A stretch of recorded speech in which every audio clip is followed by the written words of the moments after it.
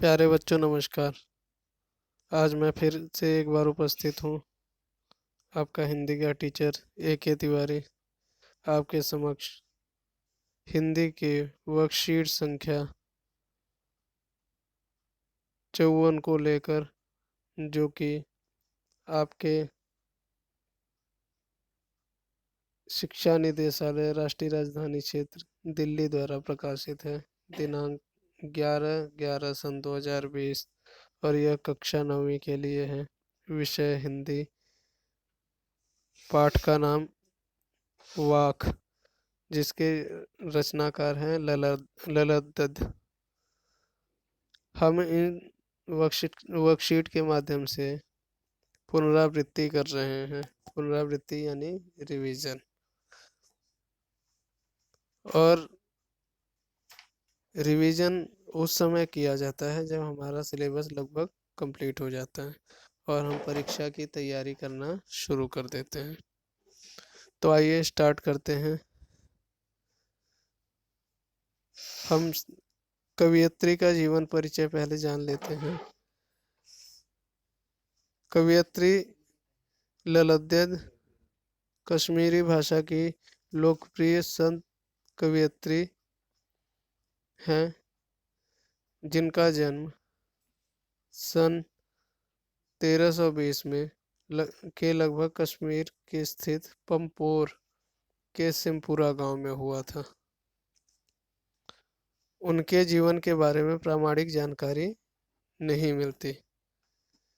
ललद्यद को लालेश्वरी, लला, लल योगेश्वरी, ललारिफा आदि नामों से भी जाना जाता है। उनका देहांत सन 1391 के आसपास माना जाता है। ललद्यद की काव्य शैली को वाक कहा जाता है, यानी इन्होंने जो रचनाएं की है उसे वाक नाम से जाना जाता है। जिस तरह हिंदी में कबीर के दोहे, मीरा के पद, तुलसी के चौपाई और रसखान के सवैये प्रसिद्ध हैं, उसी तरह ललद्यद के वाक भी प्रसिद्ध हैं। अब अपने वाक के जरिए उन्होंने जाति और धर्म की संकीर्णताओं से ऊपर उठकर भक्ति के एक ऐसे रास्ते पर चलने को जोर दिया जिसका जुड़ाव जीवन से हो।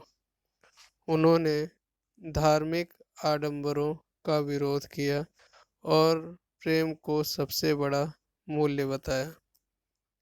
लोक जीवन के तत्वों से प्रेरित ललद्यद की रचनाओं में तात्कालीन पंडिताओं, संस्कृत भाषा और दरबार के बोझ से तभी फारसी के स्थान पर जनता की सरल भाषा का प्रयोग हुआ है। यही कारण है कि ललद्यद की रचनाएं सैकड़ों साल से कश्मीरी जनता की स्मृति और वाणी में आज भी जीवित है। वे आधुनिक कश्मीरी भाषा का प्रमुख स्तंभ मानी जाती है। बच्चों, आइए हम उनके पहले वाक्य को पढ़ते हैं और उसके भावार्थ को समझने की कोशिश करते हैं। पहला वाक्य है, रस्सी कच्चे धागे की खींच रही मैं नाव, जाने कब सुन मेरी पुकार, करे देव भव सागर पार, पानी टपके कच्चे सकोरे, व्यर्थ प्रयास हो रहे मेरे, जो मैं उठती रह हो घर जाने की चाह है घेरे। कवयित्री इस वाक्य के माध्यम से अपने इंतजार और प्रयास का वर्णन करती है, जब उनका मिलन परमात्मा से हो जाएगा। जिस तरह कच्चे घड़े से पानी टपक टपक कर कम होता जाता है, उसी तरह कवयित्री का जीवन भी कम होता जा रहा है। इसी वजह से व्याकुल होती जा रही है कि कब ईश्वर उनकी पुकार सुनेंगे और इस संसार रूपी सागर से उनका बोझ पार लगाएंगे। इन पंक्तियों में कवयित्री ने परमात्मा के निकट जाने वाले प्रयास को कच्चे धागे से खींची जाने वाली नाव के रूप में बताया है। उन्होंने कच्चे धागे शब्द का प्रयोग इसलिए किया है क्योंकि मनुष्य कुछ समय के लिए इस धरती पर रहता है, उसके बाद उसे अपना शरीर त्यागना पड़ता है। धीरे धीरे समय निकलता जा रहा है और कवयित्री द्वारा प्रमुख मिलन के लिए किए गए सारे प्रयास व्यर्थ होते जा रहे हैं। अब उन्हें ऐसा लग रहा है कि समय खत्म होने वाला है, अर्थात मृत्यु के समीप है और अब शायद वो प्रभु से मिल नहीं पाएंगी, इसलिए उनका हृदय तड़प रहा है। वह प्रभु से मिलकर उनके घर जाना चाहती है, अर्थात उनकी भक्ति में लीन होना चाहती है। प्यारे बच्चों, प्रस्तुत वाक्य पे कुछ प्रश्न दिए गए हैं, हम उन प्रश्नों को भी देख लेते हैं। पहला प्रश्न है,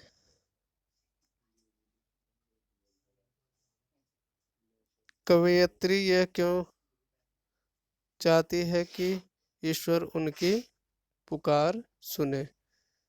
तो इसका उत्तर यह है कि कवयित्री इसलिए चाहती है कि ईश्वर उनकी पुकार सुने क्योंकि उनका जीवन रूपी जल निरंतर ही कम होता जा रहा है और वह उनसे मिलना चाहती है।